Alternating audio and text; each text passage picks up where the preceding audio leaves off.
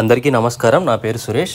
ప్రతిరోజు ఇలా తాడపత్రిలో ఉదయం 8:15 రోటరీ క్లబ్ వారు ఒక మంచి వినూత్నమైన ప్రయోగం అనేది తీసుకొచ్చారు. గత 3 నెలలుగా ప్రతిరోజు ఉదయం జనగణమన మన జాతీయ గీతాన్ని ఆలపించడము, ప్రతిరోజు ట్రాఫిక్ని ఆపేసి ప్రజలందరినీ జాతీయ గీత ఆలాపన చేయడం అనేది చాలా మంచి విశేషంగా అనిపించింది.